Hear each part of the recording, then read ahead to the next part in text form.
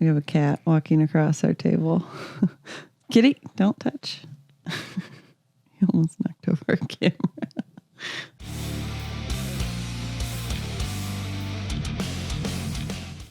Hey, Joy, what's new? Hey, Sean, what's new? What's new, kiddo? What's new, bucko? What's poppin'? Welcome back, roadies. Is that lame? Was that really lame? I feel like it was kind of lame. I kind of want a drink. You didn't make me a drink. Do you want a drink? I kind of do. I mixed a drink right here for you. Mixed ice. That is not for me. Ice with this. What do you want? It's okay. I'll survive. So, today, that was loud. Sorry. I like it. Today, our realtor came back to... Yeah. Drum roll. To sign the paperwork. So we could sign the paperwork and put our house on the market. Shit just got real. Real. Was talking. He's like, you better not leave before me. And then I left to go talk to our realtor. Mm-hmm. And the reality is like, hey, your house goes on the market in 2 weeks. No, not even. I mean, publicly on the market in 2 weeks. It's on the market on Sunday. Monday. Yeah, Sunday. Private listing. It is on the market July 1st? So it goes on the market when we tell her to, publicly. Okay. But it's on the private net Monday. So that means Holy that moly. if somebody came on Monday and was like, yeah, I know you're doing this. I know you're doing this. I'll wait for it to be done, but I want to buy it. Do people wait on houses like this? So they're like, hey, I want this house. Yeah. I want a house in this neighborhood. How do you get into that exclusive club of private network? So I think it's if you're in like the Coldwell bankers thing, you'll show it. You can show it, but they just then so it's on the private network and we will do showings, but we told her to like make sure they at least try to make sure they're like serious. Yeah. Well, and she only. said because we have a dog, they have to do call ahead because we have to have plans for the dog. So the dog doesn't attack them. Yeah. I was walking in the morning and down the path, and you can usually take somebody will guide out of the way on a short path. This lady went around me because Duke, and I won't tell you, but it was reminding me of Virginia. But she went out of her way around me. That's funny. Not even like, if a dog ran at you, you can outrun the dog. That's how far it was. She was overly protective of her body and this friendly dog that had nothing, that wanted Duke's nothing to do with like, what are you doing? Yeah. Crazy person. She was out. That the grass is all wet. She's getting her shoes soaked. So it's on the market. Yes. This is Friday the 14th. Yep. Of June. It gets on the market 2019. And on the 17th, right after Father's Day. So that's a Father's Day gift, is getting rid of my house that we've realized 2 days ago has all these memories of the kids growing up in. My brother here, Christmas here with the entire family. I remember when we housed people in this basement that we had no idea who they were. Yep. Do you remember who her name was? Jennifer. You don't have to say her last name. I'm not going to say her last name. That was weird. I remember going to I won't go into detail on that one. If you're a friend of ours, you can always ask us on that one. But my mom stayed here. My dad stayed here for a while. Did your parents went to the... My mom spent a weekend here one time. Yeah. Yep. So we got 3 bedrooms. Upstairs. Upstairs. And then technically a bedroom down here. 4th here. down here. But yeah, so... I think we trust her, though. I think she just sold our friend's house. Real and fast. I think it took 2 weeks. Yeah. Like, but that she did say that was really close to the train station. So downtown Crystal Lake. Yeah. But yeah, he had everything good to say about her. Yeah. He leaves. My mom did too. To Texas tomorrow. She sold my mom's house. Yeah. She took care of your mom's house for a long time. For real. Yeah, for a really long time. Yeah, I know my mom was saying like, oh yeah, she came over like once a week to like vacuum and stuff. I was like, dang. Yeah. So we're putting on the market. At any point we could get somebody who wants to buy the house. Yep. And or check it out, I mean. Yep. In the contract, that's new carpets are going to be in the contract, right? Or she's labeling them as. We have to do. Oh my gosh, we have to do so many things. I'm looking at the post-it notes that we've written down of tasks to do, patching, scratches. But I think a lot of them are like things that once you do like one or two, like they all kind of fall into place, because there's like the patchwork or like the paint job in the hallway, which really once we start the paint in the hallway, it's going to lead down the other hallway. And baseboards. So a lot of, baseboards is a big task. I think baseboards. I don't think so. That's a small one.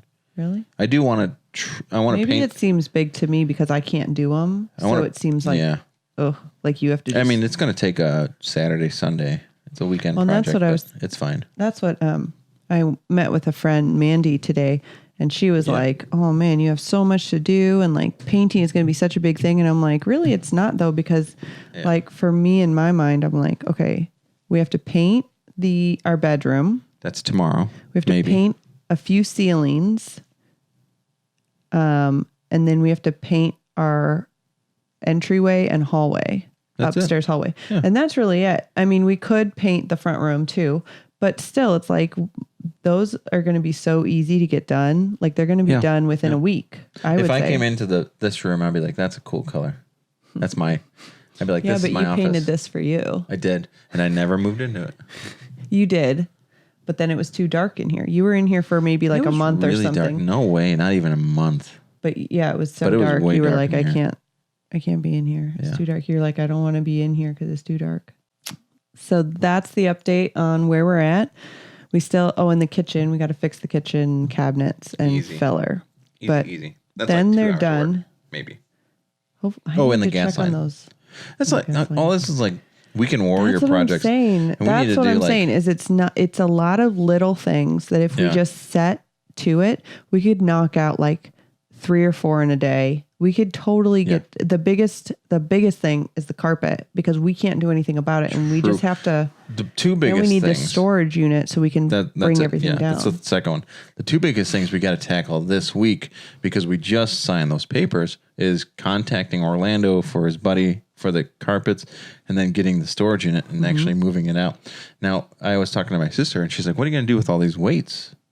And I'm like, oh, we should probably put those in first. That's what I thought we were going to do, but she said leave them and sell the basement like as a gym, because that wall looks crazy if it doesn't make sense without it. Yeah.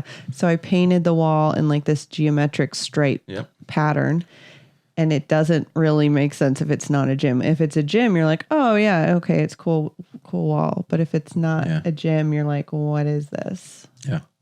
So it probably looks like somebody was smoking down there and wanted some crazy. Well, and the good thing is that we don't have a whole lot to go in the Connex box.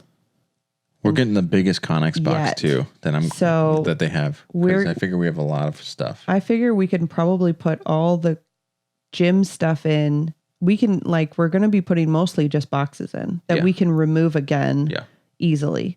So I figure we'll just put the boxes in on one wall, maybe closer to the front. Do you think people realize how much garbage they have in their house? Or do you think it just slowly accumulates like it did for us? I don't know. I feel like most people probably don't have the garbage that we have had, because Do you think it's worse with kids? Oh, for sure.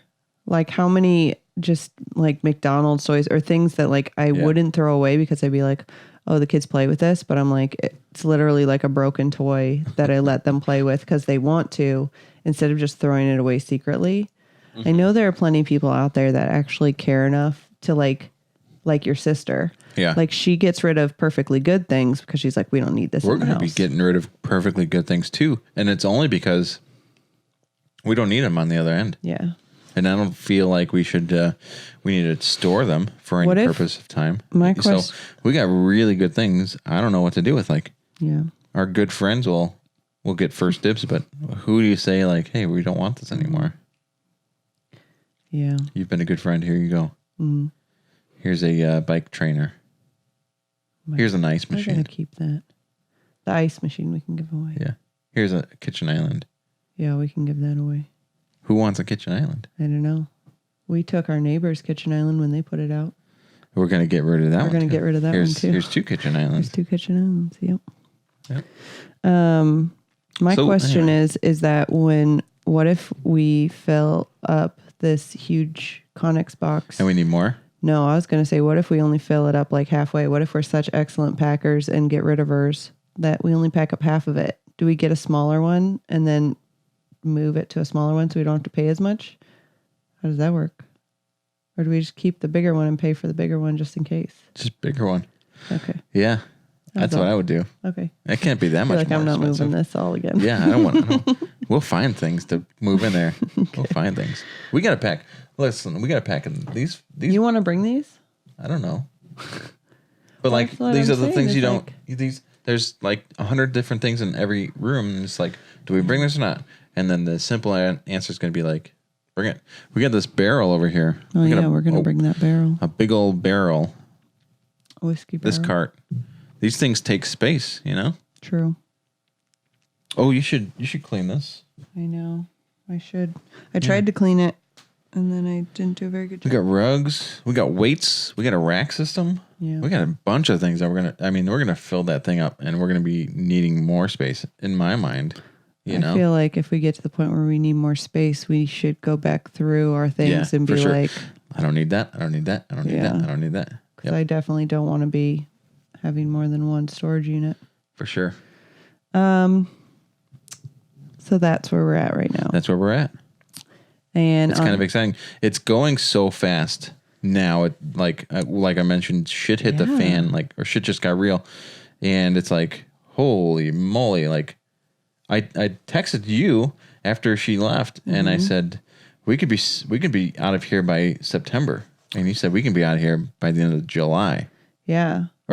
Because technically, like, if somebody bought it, I mean, it's not going to happen. But Monday, somebody comes and checks out the house and they're like, I want the house.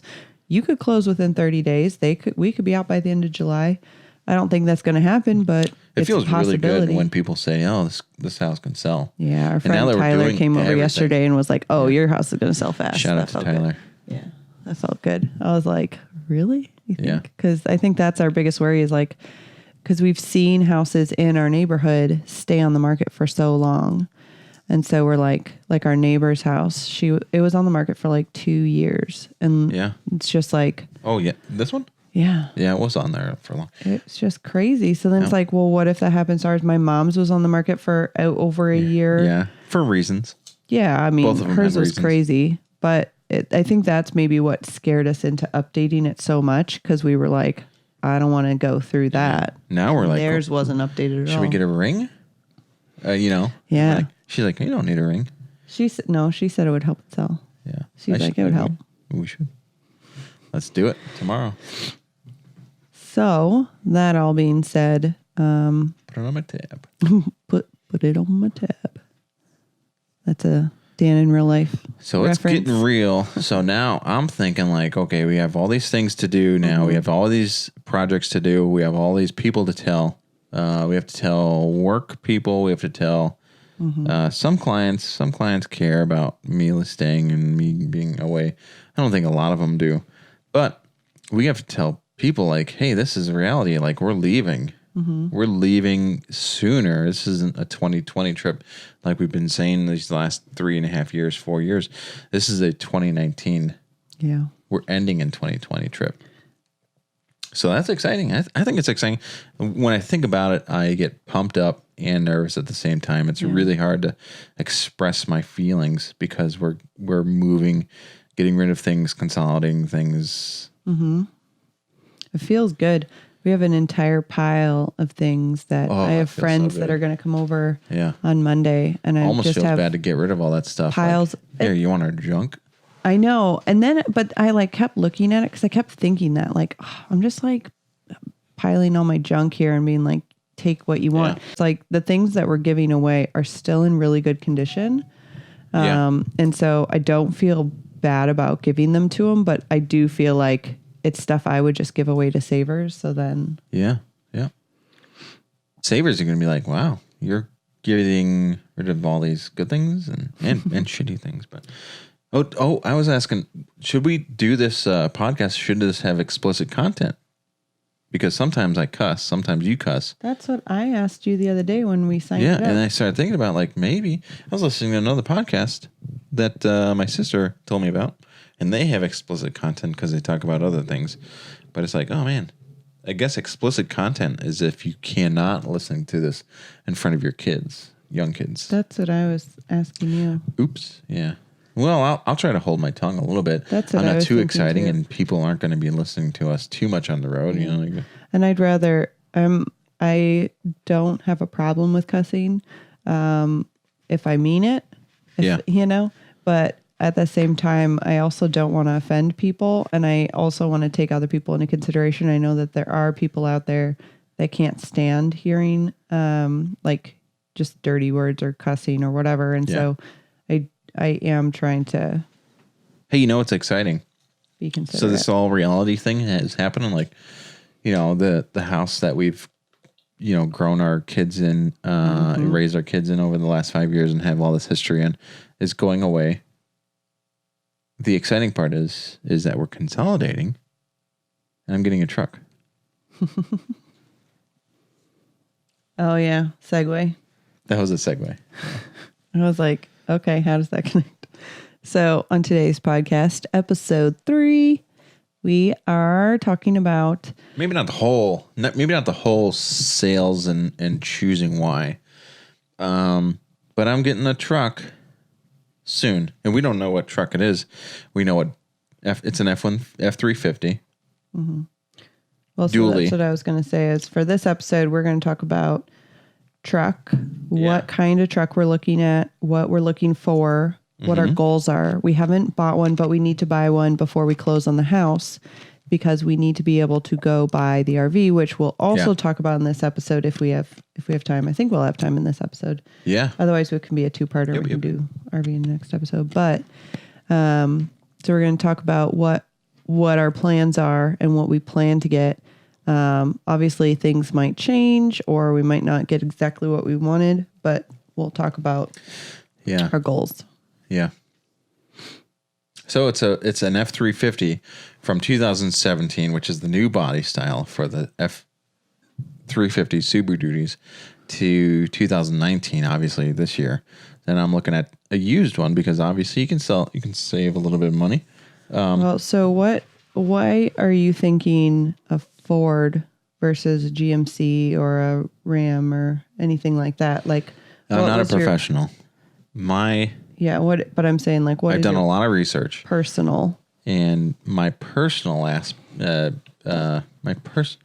personal preference goes towards what I'm used to, what I have now that served me great, and just my personal preference on design and look is the Ford. And the Super Duties look amazing. No, I mean, so it's based you got your two heavy hitters more than you got your two heavy hitters is your Rams and your Fords. Okay. Your Rams 3500. So they could both handle the trailer. Absolutely, and they're but you're saying some like of them have aspects that GMC might not have been able to or whatever. GMC else. has their heavy duties or Super Duties. Actually, heavy duties that can handle it, but it brings me back down to the design of the interior. And I didn't care. I've never cared for GMC interiors. And it's, again, personal preference. They could ride very beautifully. They can be great looking on the outside. But the interior brings me back to we had a Suburban, a Chevy Suburban, and it's really similar to the interior of a GMC. Okay. And it's just too sloped and...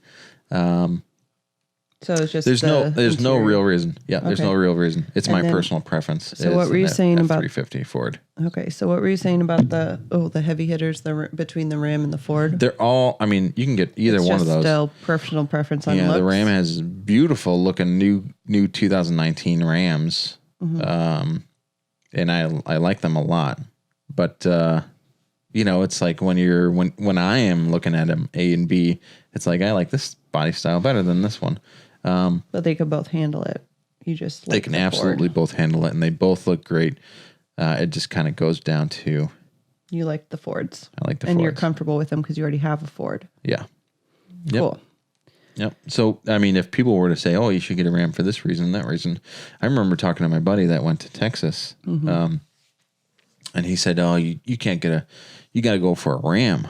And I'm like, "Why?" He's like, "Well, Rams are best." Well, please explain yourself, because I'm about to make a considerable amount of money, spend a considerable amount of money here. Please tell me why they're the best. He's like, "Oh, everybody knows they're just the best. They're really good." But that was the end of the conversation. It's just because he likes his Ram. Yeah. He doesn't even have a Ram. Oh, He doesn't have a Ram. who was it? I can't tell you. They might be listening. Okay. I mean, I don't think it's an embarrassing thing, but all right. Okay, so then F-350, 2017, 2018, or 2019. We're looking at, you can look them up. This is 2019. We're in the range of low 60s to, mid 70s for all the bells and whistles. And that's a considerable chunk of change. we have a cat walking across our table. Kitty, don't touch. You almost knocked over a camera.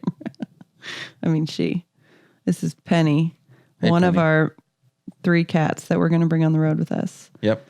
So if you like that's animals. That's another challenge. Yeah, that's another challenge we should talk about. I'm excited, though, to bring cats on the road, except for we have to figure out how to safely pack them up from location to location. Reality is going to be like, hey, we got 3 cats and a dog in this, and the cats don't go outside. Shut the door behind you because the cats don't go outside. And if they do go outside or run outside or escape, and we're going to have to chase them down right away. I saw a coyote run through Tyler and Michelle's yard the other day. Yeah. And I was like, it just brought me back to being in Arizona and actually having to fear coyotes. Yeah. Because when we were there, they're like, "Oh my gosh, look at the cute coyote." I'm like, coyotes are not cute. You can't talk about them. They're the worst. That. Your mom's house was just talking about coyotes too. They don't have coyotes up here, so they're all like, "Oh, it's a cute, wild dog." Oh yeah. And I'm like, "No, you don't get it. Like, coyotes snatch animals off leashes. They're not cute." I don't know about that. My mom, not my mom. My mom told me the story when we lived in Arizona. Okay. When we lived in Arizona, there was a lady at our church who was walking her little white, poodle-y type dog. I don't know exactly what kind. Middle of the day. And a coyote jumped out of a bush. He was hiding behind a bush, and he snatched the dog and the leash and took it off. Yeah, that's believable. Yeah, that's what I'm saying. It's it was in Tucson. Have you been to Tucson? Yes. Tucson has its nice areas. But there are some shady areas. Where coyotes hide behind bushes. No, not hide behind bushes. They're and wait for the perfect timing. Yeah, they're waiting for the roadrunner. Wait for the perfect old lady to come by with throw a white little poodle. The Acme. So, I figure when we're on the road, we're going to be taking trips. My point is they're evil. And Duke's going to be with us for hikes and camping and so forth. But the cats you can't have outside because, they'll roam around and they'll probably come back. We might have some animal lovers on the podcast here. We can't have the cats roaming around in uncharted territory for them. They have no idea what they're getting into. Mm-hmm. That's why I was thinking we'd put a harness on them for as much of the time as possible, so that if they did want to go outside, we can just stick them on a leash. Yeah, and we can always keep them in a certain room or. Yeah, like I said on the last podcast, this RV is huge. That's what changed my mind about traveling on the road. Oh, I've been telling a lot of people. Scott's party was last Sunday, and there's 3-4 people that came up to me like, oh, it's actually happening. Yeah. And so it was right after we put out our first podcast. And this is actually happening. I shared it on our Facebook. Nobody knew that we were doing this for real. Facebook. And we've talked about it for so long. And all of a sudden our friends are like, oh, it's really happening. Yeah, like we got so many comments. Josh was like, so how long have you been talking about this? I'm like, I don't know. Josh's been talking about it. It's been like 2 years. Yeah, maybe 3 years. But it's actually really happening. And so my mind goes like, oh, it's you've been hounding me. It's like, did I just like collapse inside and be like, okay, let's do this. Like, whatever. Just stop talking about it. And then I believe in it. Like, I brainwashed you. Yeah. Or, and people are like, that's cool. They kind of give the hesitation like, okay. Oh, yeah. Okay. That's cool. Or like that's really cool. That sounds like fun for you. Yeah. Kind of attitude. Like I say, are we crazy? And I asked a few people that, like, tell me honestly, because this is pretty crazy. Yeah. Because you're abandoning the standard of the American dream, like we talked about again, and you're abandoning schooling for the kids. You're abandoning, the structure of life, and you're like, well, I don't think so, not really. I mean, we homeschooled last year. That's fine, so right? They're going to be homeschooled this year, but they're going to get even more culture and adventure. And maybe people might be. I don't want to say jealous of it, but like people might not have the opportunity to do what we're doing, know? So like, this is, we've made this opportunity available to us because, the beauty of the American dream is always pursuing that next step. And we've gotten to enough of that. Be like, okay, this is enough. I don't want to do this anymore. Mm-hmm. And, so is it crazy? Yeah, it could be crazy, but, there's got to be a good quote out there that we can just, tell somebody like that. Inspiration. Yeah, an inspirational quote like, well, it is crazy, but who also thought was, it was pretty crazy. I don't know. Well, and I was talking to somebody recently about how so people might be thinking it's crazy for sure. It is a little out there. Yeah. Well, I was talking to somebody recently about how many articles I've seen lately and how like this is becoming like a normal thing. People are sending me articles all the time, like especially if you're in California or not even there, like just like all these people are choosing it's like they called it like the new nomadic lifestyle.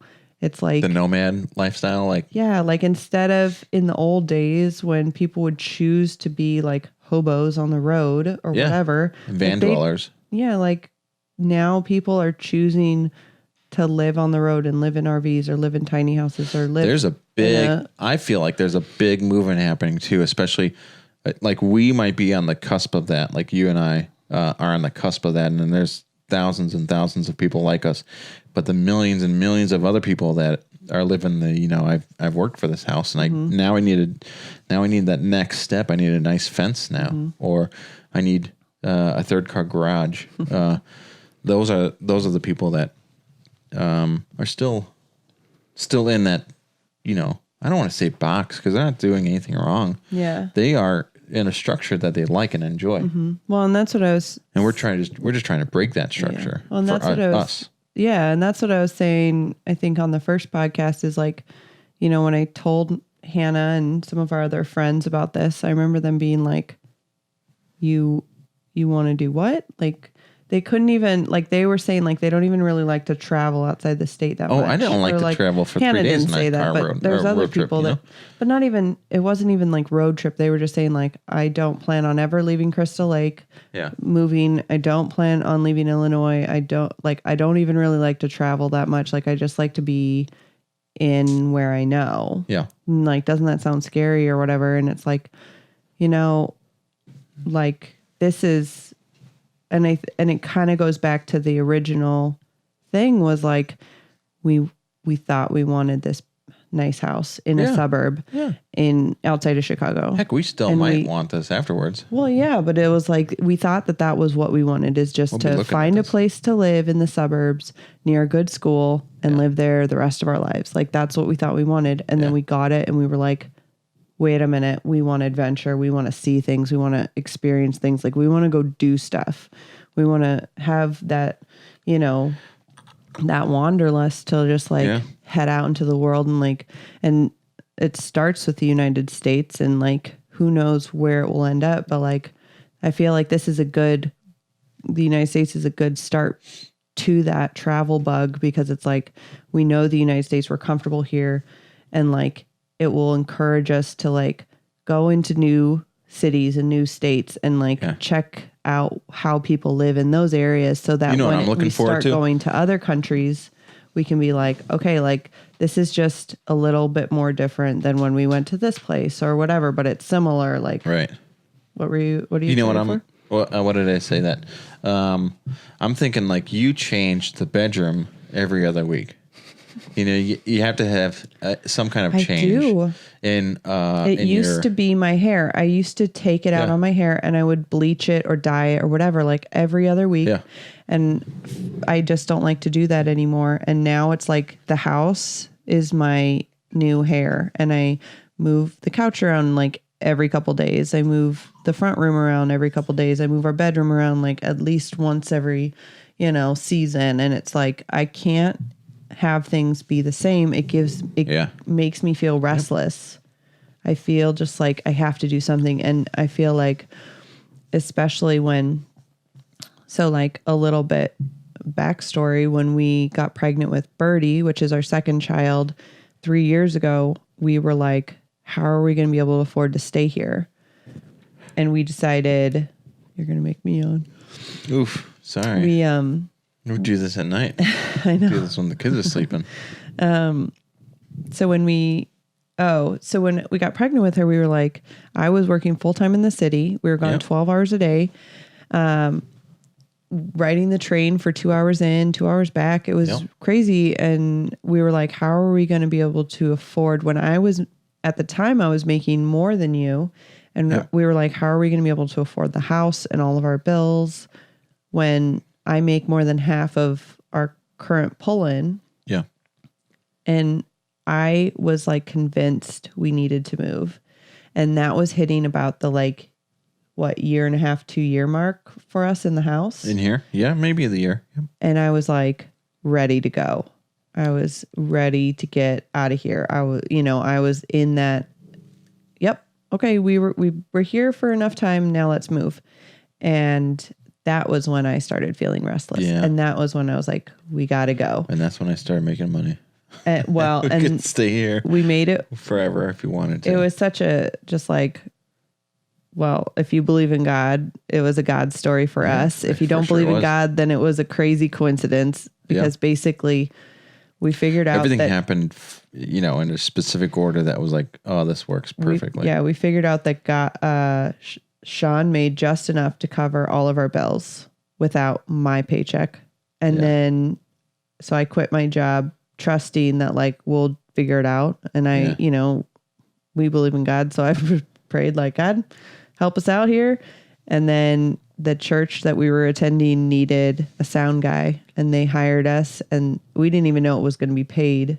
Yeah. And it ended up that amount was perfect for our food and gas money and all the other things that we needed every month. So it was like I said, crazy coincidence, God's story, really whatever you believe. Yeah. It was a cool thing that happened, and it was how I was able to start working from home and being home with the kids. So, but I don't know why. Oh, I guess I was just saying that was the start of me wanting to leave. Yeah. And ever since then, I've been struggling with contentment and struggling with just be happy where we are. And now we're making this house amazing. And I like all the colors. I like all the paint. Well, before we even started the last few months of getting it really to what we wanted, I had found contentment. And I was telling you a few months ago, I was like, I'm happy where we are. Yeah, I remember that. Don't get me wrong. I'm happy where we are. Yep. I'm happy with our friends. I'm happy with what we're doing. we don't need to change anything. Mm-hmm. And and I'd finally found that contentment, which honestly was probably cyclical. And in like another few months, I would start feeling like crazy again. However, it just kind of is cool that I finally found that contentment. And now we're like, all right, let's get out of here. Yeah, true. And it's like, all right, let's go. True. So we should go back to the truck. So we need a diesel truck. You know what I was thinking about? We should have a podcast specifically when we get the truck we want. And we'll just do a vlog on it. And we will. Yeah, that'll But I wanted to talk about just like why we're choosing it. We need a diesel. Yep. We have a 42-foot fifth wheel trailer that we're hauling. F-250 will do the job. What's the bonus of diesel versus gasoline? You know, I was building my truck again on the Ford website for the 2019s, and you can have gas and a diesel, but diesel will actually have all that power behind towing without any resistance. You can haul. I think we can haul up to 33,000 pounds. And our RV, our fifth wheel will be 12,000 pounds dry. I think I have to do the check on that, but so the 350, the diesel will actually haul quite easily. And every time I've seen it and reviewed or watched reviews on it, it's like we don't even feel like we're hauling anything right now. For those F-350s or even the Ram 3500s. It just handles it. It just handles its job. Yep. And especially, I remember calling the, what is his name at the RV place? And I said, do we really need a dually? You know, he's like, Dwayne or something? No, that sounds like a... Daryl? No, those are terrible car salesman names. Greg? Nope. You can just stop. But I said, I don't like the dually look. I don't like dual wheels on the back because I like going through car washes and I like going through drive-thrus. And having a dually, you can't do those things anymore. You know, you don't have the freedom of parking in one single spot really close to somebody else. You have to park way out in the boonies in the parking lot. You're like, and you got to walk into Walmart. You got to walk in. You got to drop your wife off so she can go in and get her food. And you always have to worry about, can I fit in there? Can I fit in there? And I know 2 days into driving a dually, you know, you and I will be naturals in it. But the fact is you can't go through, you know, simple things like that. I said, so I asked the guy, he's like, well, you can go with a single rear wheel drive for an F-350, hauling a 42-foot, especially since you guys are just going up to Wisconsin, you know, on the weekend warrior trips. And I'm like, no, we're going to be on the road quite often. He's like, oh, then for sure, do not get the single wheel. Get the dually. He's like, in crosswinds and in mountainous areas, you're going to, if you're hauling for long periods of time like we are. And it's our home, essentially. It's our home. Part of our home. Everybody that has a you know, dually, you know, confirms like it's so much nicer. It's so much more stability on the road.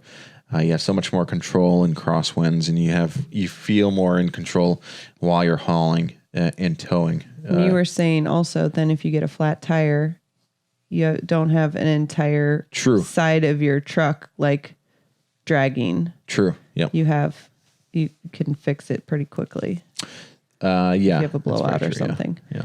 Can you explain real quick what a dually is? A dually is a truck with 4 wheels in the back.